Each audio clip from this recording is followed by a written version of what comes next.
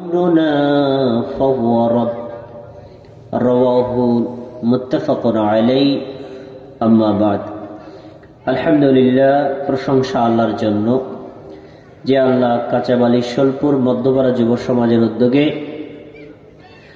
আজকের এই ওয়াজ মাহফিলে আমাদেরকে মাগরিব থেকে পর্যন্ত দিনী আলোচনা শোনার এবং পরবর্তী সময়ে শুনবার তৌফিক দিবেন সেই প্রত্যাশায় আল্লাহর নিকটে শুকরিয়া জানাচ্ছি আলহামদুলিল্লাহ।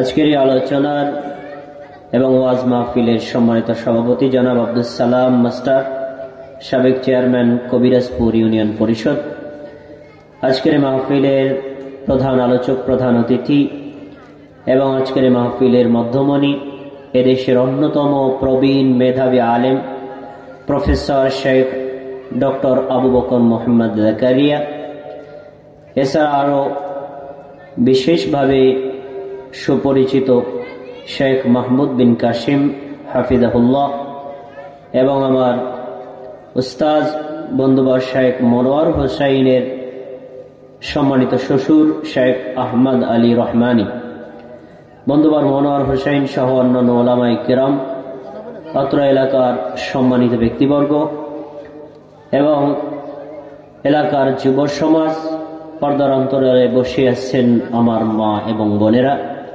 বিশেষ করে আমার সামনে যারা বসে আছেন দিন প্রিয়, তাওহীদ প্রিয় মুমিন ও মুসলিম ভাইয়েরা, সকলকে আন্তরিক মোবারকবাদ জানিয়ে আমার আলোচনা শুরু করছি।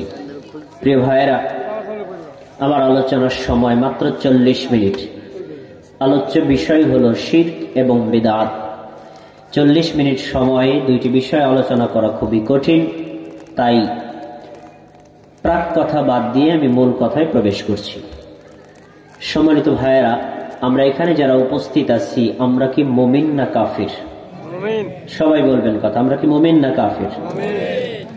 একজন লোক মুমিন তখনই হয় যখন সে ঈমান আনে। একজন লোক মুমিন তখনই হয় যখন সে তাওহীদকে হৃদয়ে ধারণ করে।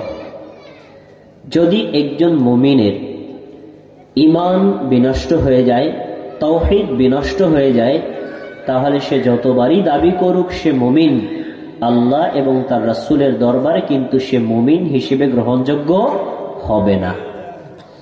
এজন্য ঈমান আনা যেমন ফরজ, তাওহীদ লালন করা যেমন ফরজ, ঠিক তাওহীদ এবং ঈমান বিনষ্ট হয় এমন বিষয় সম্পর্কে জানাও ফরজ। এজন্য আমরা বলি ইসলাম জ্ঞানের ধর্ম।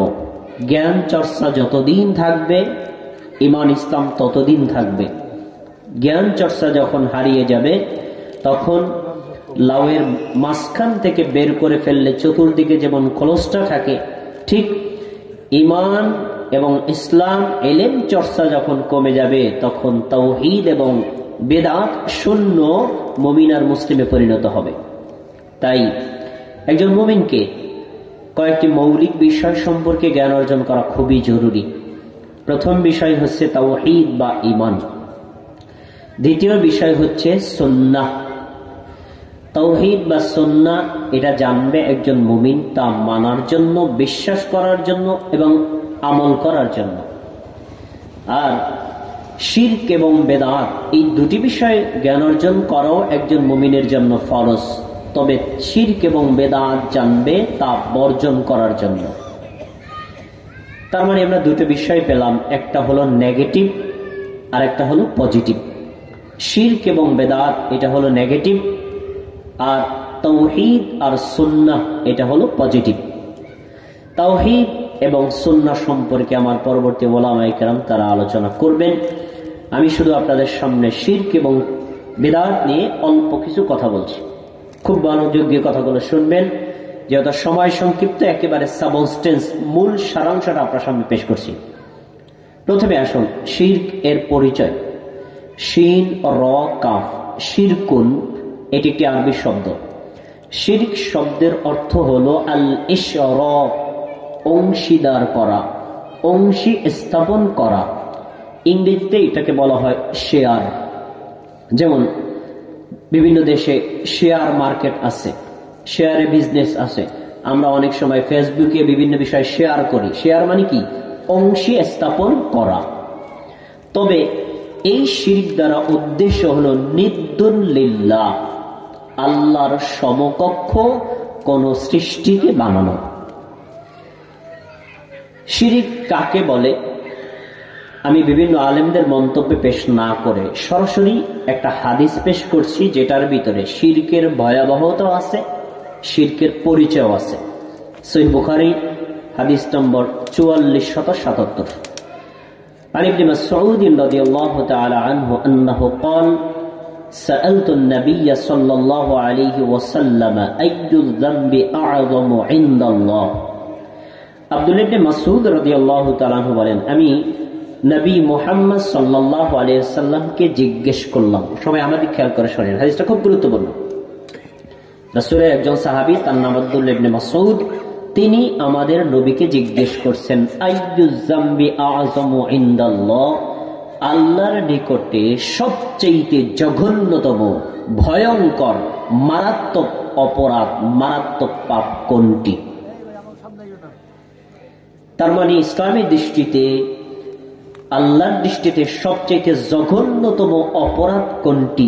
এটা কি শুধু আব্দুল্লাহ ইবনে মাসউদ তারই জানা দরকার, না আমাদেরও জানা দরকার? সবাই একটা কথা বলে, আমাদের জানা দরকার আছে না? উত্তরটা শোনেন। রাসূলুল্লাহ সাল্লাল্লাহু আলাইহি ওয়াসাল্লাম বলছেন, আন তাজআলা লিল্লাহি নিদ্দান ওয়া হুয়া খালাকাক। তুমি জানো আল্লাহ তোমাকে সৃষ্টি করেছেন, এটা জানার পরেও তুমি যদি কোনো সৃষ্টিকে আল্লাহর সমতুল্য বানিয়ে দাও, এটাই হলো আল্লাহর নিকটে সবচেয়ে জঘন্যতম অপরাধ। বলেন নাউযুবিল্লাহ।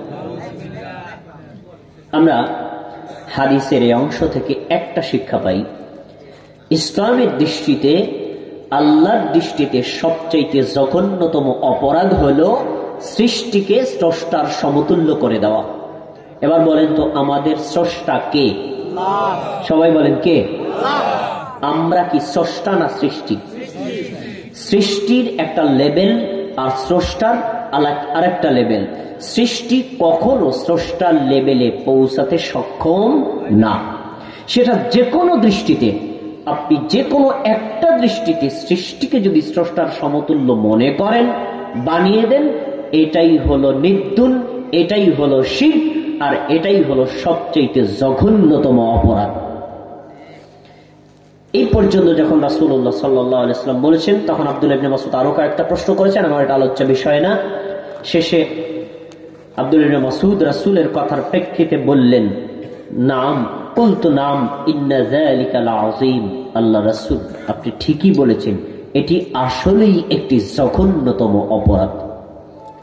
আচ্ছা, এই হাদিসে শিরকের একটা সংজ্ঞা পাওয়া গেল যে স্রষ্টার সমতুল্য যদি সৃষ্টিকে কোনো দিক থেকে মনে করা হয়, সেটা সিফাতগত দিক থেকে হোক, গুণগত দিক থেকে হোক, কর্মগত দিক থেকে হোক, ক্ষমতাগত দিক থেকে হোক, যে কোনো দৃষ্টিতে আমরা যদি সৃষ্টির কাউকে স্রষ্টার সমান বানাই, এটাই হলো সবচেয়ে ভয়ঙ্করতম অপরাধ।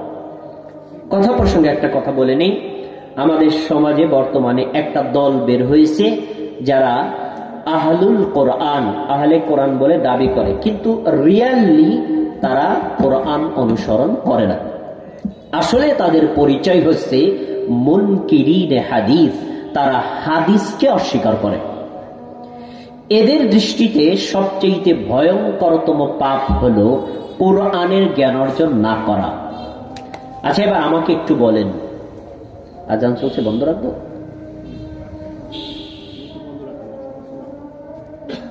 আজানটা শেষ হোক, তাই না?